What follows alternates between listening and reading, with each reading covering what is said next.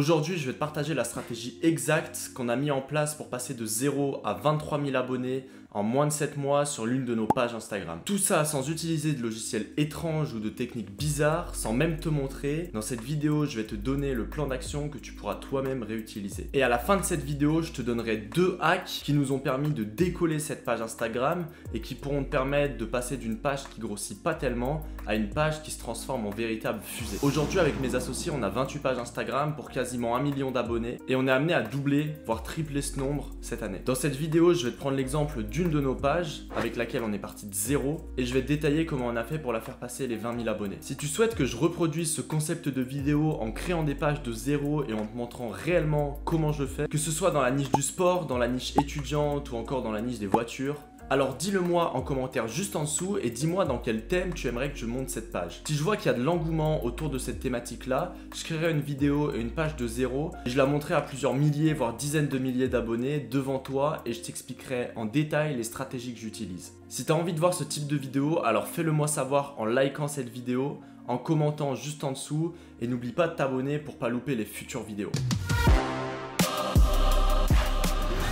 Le but de cette vidéo, c'est vraiment de te donner un plan d'action précis que tu vas pouvoir réutiliser pour faire grossir ta page ou encore pour créer un compte de 0 et le faire décoller. C'est pour ça que j'ai divisé cette vidéo en 6 grandes étapes. La destination pour savoir où tu vas, l'environnement pour comprendre où tu te trouves, l'analyse pour tirer le meilleur de ton environnement, la routine pour garder de la régularité, les 2 hacks qui nous ont permis de passer de 5 abonnés par jour à 100 nouveaux abonnés par jour et l'optimisation, l'étape essentielle pour faire décoller ton compte Instagram. Et enfin, je vais te parler des pistes d'amélioration, comment on aurait pu passer les 50 000 voire 100 000 abonnés sur cette même page et pourquoi on l'a pas fait.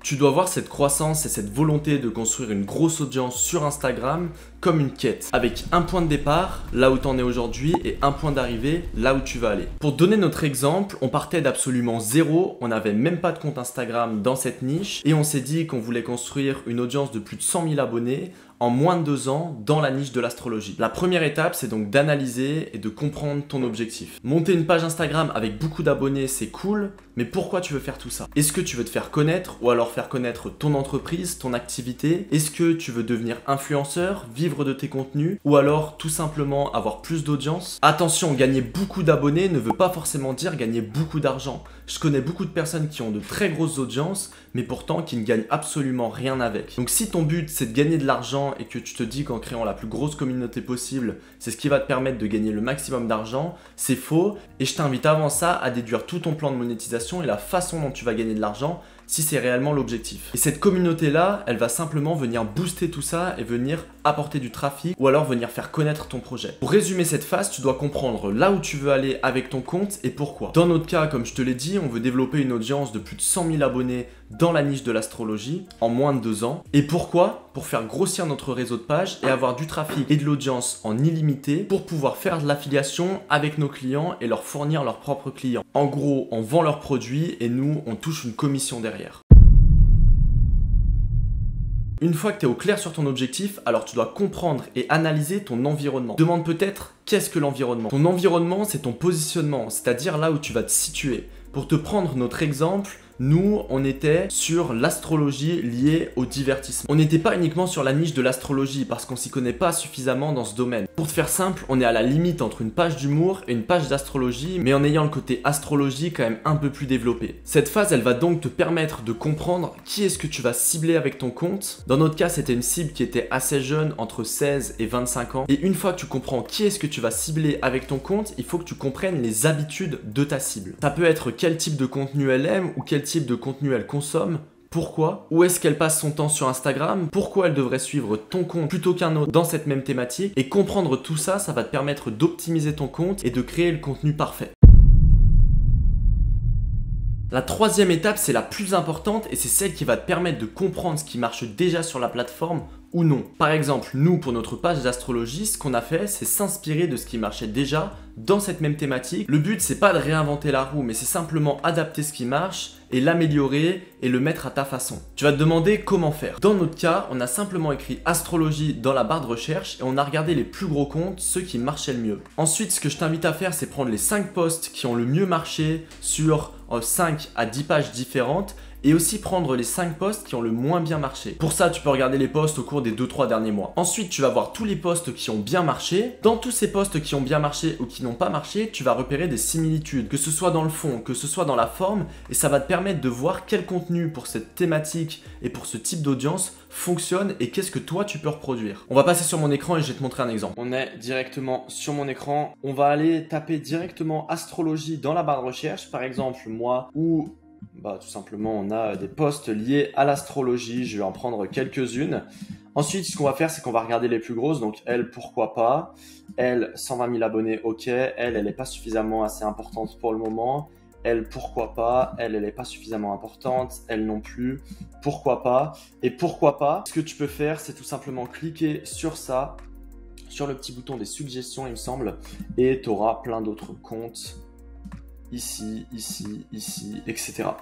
Comme ça va permettre de trouver d'autres comptes dans cette même thématique et ça sera infini. Et ensuite, une fois qu'on a regardé chacun des comptes, ce qu'on va faire, c'est regarder en fonction des comptes, déjà si ça correspond à ce qu'on veut faire. Cette page, elle ne correspond pas forcément à ce qu'on veut faire parce que c'est beaucoup plus poussé astrologie. Et nous, comme je l'ai dit dans l'introduction, on a voulu faire une page astrologie liée au divertissement. Donc déjà, cette page, c'est pas forcément top. Cette page, pourquoi pas? Elle est intéressante. Cette page, c'est une page en personal branding, donc c'est pas forcément intéressant par rapport à ce qu'on veut faire. Cette page est assez intéressante et cette page, elle est aussi assez intéressante. Donc maintenant, ce que je vais faire, c'est que je vais repérer les meilleurs posts et les pires posts. Je vais prendre les 2 meilleurs et les 2 pires des derniers mois et je te reprends juste après. Sur la première page qui est Astrology Today, alors j'ai repéré différents posts. Le problème, c'est qu'on a des posts qui parlent d'astrologie, mais on a des posts aussi qui n'ont absolument rien à voir. Donc j'ai repéré les meilleurs posts en rapport avec l'astrologie. Donc ça pourrait être des posts dans ce style-là, les signes quand ils ont le cœur brisé. Ça pourrait être des posts dans ce style-là, donc le bélier, le taureau en amour, etc. Le cancer en amour, ils sont prêts à tout, etc., etc. Ça pourrait aussi être des posts dans ce style, donc un petit peu comme le précédent, mais sauf que ça décrit un petit peu un signe, les tendances de ce signe-là. Et j'ai vu un post qui n'avait pas tellement marché et qui parlait d'astrologie, c'était ce genre de post, donc avec des photos. Maintenant, qu'est-ce qu'on en retire ? On en retire que tout ce qui est infographie, ça marche beaucoup mieux et quand on parle à un signe, on voit que ça fait beaucoup commenter. Peu importe, des gens qui vont dire que c'est vrai, des gens qui vont dire que c'est pas vrai. Quand on parle vraiment, les gens ont envie d'en savoir plus sur leur signe. Donc, ce type de post-là infographique et le type de post un petit peu photographie, c'est pas ce qui marche le mieux. Maintenant, je prends l'autre page. Alors, à quel point ressembles-tu à ton signe astrologique? C'est un post qui a très bien marché. C'est un post qui a très bien marché parce que les personnes se réfèrent à ça, elles prennent du temps à lire le post et c'est un post qui crée aussi de l'engagement. Au contraire, on a ce post qui a pas trop marché. C'est quelque chose qui, je pense, est beaucoup plus axé sur l'astrologie. Forcément, ça parle à un peu moins de monde et c'est pour ça que nous, quand on a créé notre page, on a fait de l'astrologie mais lié un peu au divertissement pour que ça parle évidemment à tout le monde. Donc, je vais te montrer directement notre page Instagram et comment on a matérialisé ça. Alors, on a fait une étude bien évidemment sur différents posts et pas uniquement sur les pages que je t'ai montrées, mais ce type de post-là, les signes quand ils ont le cœur brisé, on les a reproduits par la bonne excuse de ton signe par exemple, quel type de copine es-tu. Donc ce type de post-là qui marche plutôt bien, ce type de post avec Gémeaux, il est mobile, observateur, etc. On l'a reproduit par ce type de post où on décrit à chaque fois les signes et après on a vu par exemple les autres types de posts, la réaction de ton signe quand tu vois un fantôme et donc on les a déduits par d'autres types de posts en les adaptant avec notre branding et ce qu'on voulait en faire et en les adaptant forcément avec notre texte aussi. Il y a certains posts où on s'est inspiré de ce qui marchait et pas mal inspiré. Il y en a d'autres où on est parti de zéro, où on a inventé ça avec la personne qui gère la page. Mais je vous invite forcément à ne pas copier mot pour mot, à ne pas copier les posts. Sinon, d'une, ça fait aucun sens et de deux, ça peut vous attirer des ennuis. Et à tester bien souvent de nouvelles choses. Là, on est en train de tester des Reels par exemple. Tu dois t'inspirer du fond, de la forme, de ce qui fonctionne déjà, mais forcément, attention à pas simplement recopier les posts pour pas t'attirer des ennuis. Ensuite, on va repérer d'autres facteurs comme la fréquence, les hashtags qui va nous permettre de voir combien de fois il faut poster, quelle liste de hashtags on peut utiliser, avant de passer à la 4e étape qui est la routine. Une fois que c'est fait, rien de plus simple, tu vas créer une routine de contenu et le plus important, t'y tenir. Dans notre exemple, on poste 1 à 2 posts par jour et ça fait 7 mois qu'on se tient à cette routine-là. Deux trucs super importants. Le premier, c'est forcément que le contenu soit qualitatif. Parce que si tu postes beaucoup mais que le contenu n'intéresse personne, ça va pas servir à grand chose. Et le deuxième, c'est de te tenir et de garder une certaine régularité. Tu dois voir ton compte Instagram comme une boule de neige que tu vas faire rouler. Au début, ça va être difficile de la faire avancer, de la faire rouler, mais au bout d'un certain moment, elle va commencer à prendre de l'ampleur et à prendre de la taille toute seule et elle va grossir de plus en plus vite d'elle-même. C'est pareil avec ton compte. Au début, ça sera un peu plus difficile et tu devras un peu pousser le tout. Et au bout d'un moment, ton contenu va te faire connaître à des nouveaux abonnés et ça va faire grossir ton compte un maximum. Si tu veux grossir organiquement un compte avec beaucoup d'audience, tu dois atteindre ce que j'appelle le point de croissance organique. C'est quoi ce fameux point? Je vais m'expliquer. Au début, tu vas beaucoup poster, peut-être même de la qualité, mais tes posts, ils vont pas aller chercher de nouvelles audiences et ils vont pas faire beaucoup d'engagement, ce qui fait que tu vas pas gagner beaucoup d'abonnés juste en postant. Par contre, quand tu vas atteindre 2, 3, 4, 5 000 abonnés, tes posts, ils vont commencer à se montrer à beaucoup plus de monde, ils vont commencer à aller toucher une audience en dehors de ta propre audience et donc tu vas attirer de nouveaux abonnés uniquement en postant. Alors forcément, ça varie en fonction des thématiques, du type de contenu que tu vas faire, etc. Mais le but, c'est de passer le plus vite possible cette traversée du désert, ces premiers milliers d'abonnés où ton compte va grossir difficilement pour aller chercher de l'audience organique beaucoup plus vite. C'est un petit peu comme l'exemple de la boule de neige que je t'ai donné juste avant. Le but, c'est de faire grossir la boule au début le plus rapidement possible pour qu'elle puisse rouler d'elle-même et grossir beaucoup plus facilement. Parce qu'aujourd'hui, sur notre page, on fait rien d'autre que poster du contenu et ça nous apporte 50 à 100 nouveaux abonnés par jour sans rien faire mis à part poster. Et on a certaines pages avec certains posts qui nous ont rapporté plus de 5000 à 10 000 abonnés. Donc imagine-toi si avec un seul post, tu gagnais 10 000 nouveaux abonnés. Pour ta page Instagram, ton business ou peu importe, ça peut être juste dingue. C'est pour ça que tu dois sortir au plus vite de cette première phase pour atteindre le point de croissance organique. Bon, il y a deux prérequis à ça. La première, c'est évidemment d'avoir une stratégie de contenu qui marche, d'où l'importance de bien faire les étapes d'avant, parce que si jamais t'as pas une stratégie de contenu qui marche, t'auras beau poster un maximum de contenu, ton point de croissance organique, il va être atteint beaucoup plus loin ou alors il va jamais être atteint. Si jamais tu as 2000 abonnés et 10 likes sur tes publications sans aucun commentaire ni rien, alors là ça va être très difficile même en ayant 10 fois plus d'audience de grossir organiquement un compte. Le deuxième, c'est de partir sur des bons rails directement. Tu dois voir Instagram comme une machine qui va montrer ton contenu à la bonne audience. Et si tu dérègles cette machine ou si elle n'est pas bien réglée dès le début,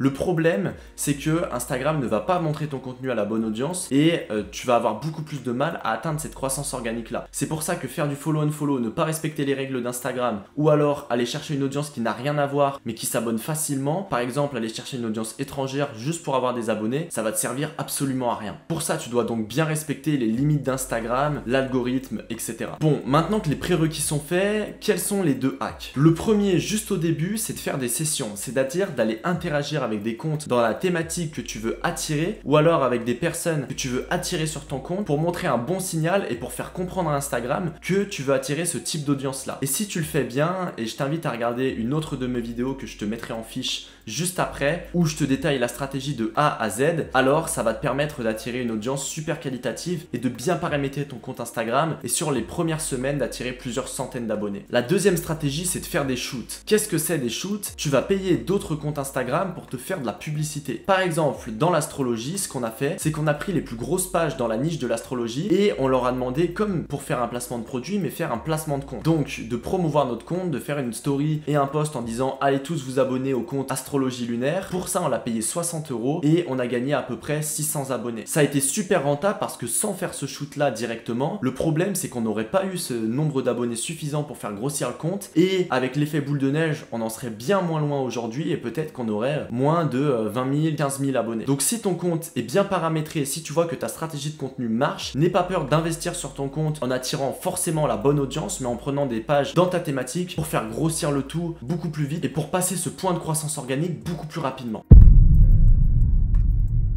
Cette dernière phase, c'est la plus importante et c'est celle qui va faire la différence entre un compte qui atteint 10, 20 000 abonnés et un compte qui va aller chercher 100 000 abonnés, voire 1 million d'abonnés. Tu vas te demander, l'optimisation, c'est quoi? C'est tout simplement le fait de regarder les contenus qui ont le mieux marché et les contenus qui ont le moins bien marché sur ton compte. Un petit peu comme on a fait avec la veille en allant regarder sur les comptes qui ont des thématiques similaires, on va faire exactement la même chose avec notre propre contenu. Il y a toujours du contenu qui va mieux marcher, du contenu qui va moins bien marcher. Le but, c'est de comprendre pourquoi, pour reproduire uniquement le contenu qui a le mieux marché. On va passer sur mon écran pour que je te montre comment faire le tout. Comment tu peux regarder tes contenus qui ont le mieux marché sur Instagram assez simplement. Là, on se retrouve sur le compte directement. Ce que tu vas faire, c'est que tu vas aller dans tes statistiques.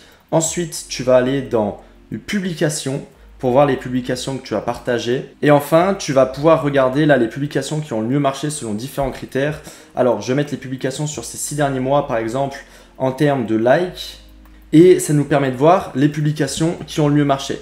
Pour avoir quelque chose d'un peu plus restreint, je vais mettre ces publications, c'est les 3 derniers mois qui ont le mieux marché.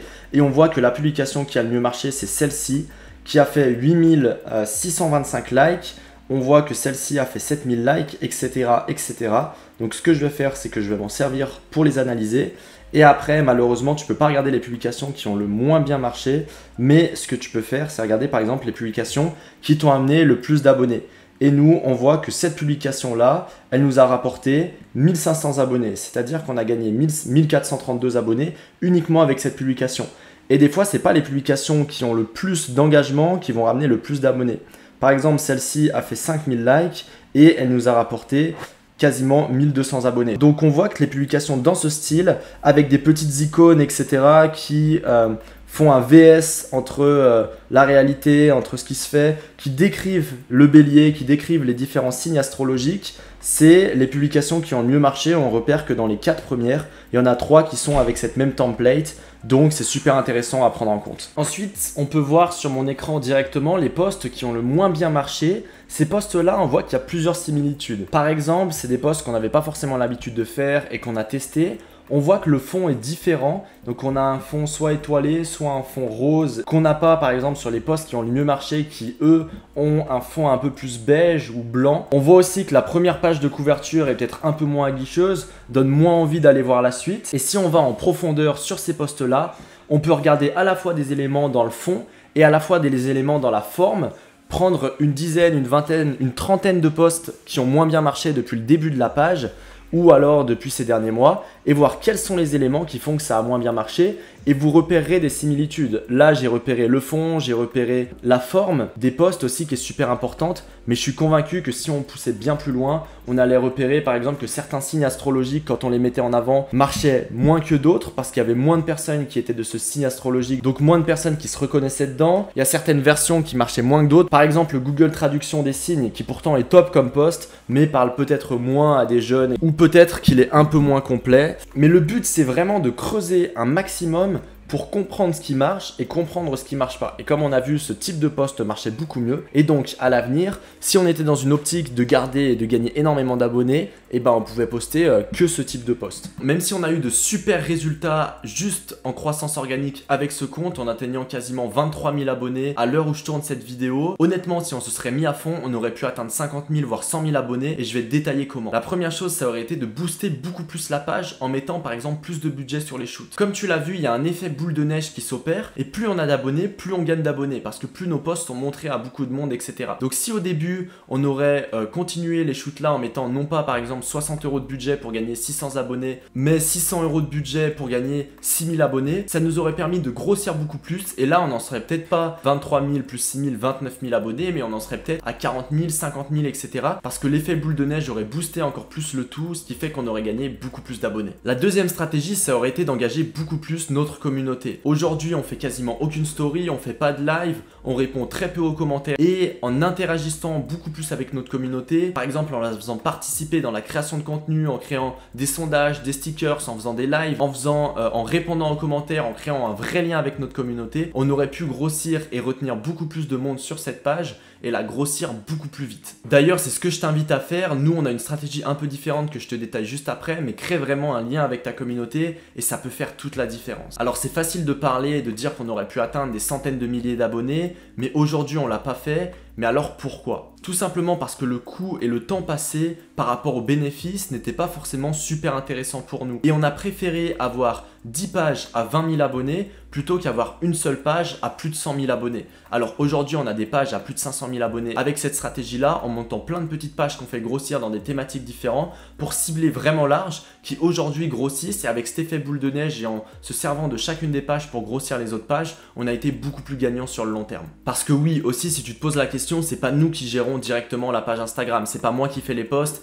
mais pour l'ensemble de nos pages, on a une community manager qui gère toutes nos pages Instagram, qui s'occupe de faire les posts, de poster, de faire parfois des stories. Donc voici pour tous mes conseils et pour tout le plan d'action, j'espère que ça t'a plu. Si tu veux gagner plus d'abonnés, je t'invite à regarder cette vidéo que je te mettrai juste ici ou juste ici, où je détaille ce qui est, selon moi, les meilleures stratégies pour monter ton compte et pour grossir une audience sur Instagram. Certaines stratégies que je t'ai détaillées dans cette vidéo, notamment les shoots, les sessions, qui peuvent être super intéressantes pour toi. Si cette vidéo t'a plu, n'oublie pas de t'abonner, n'oublie pas aussi de liker et de commenter si tu veux que je fasse d'autres vidéos dans le style où je crée des pages de zéro et je les monte devant tes yeux pour te montrer exactement ce que je fais vis-à-vis de cette croissance-là. Perso, j'ai une petite préférence pour une page dans la niche étudiante ou alors dans la niche sportive, mais dis-le moi en commentaire. Nous, on se retrouve très vite dans une prochaine vidéo.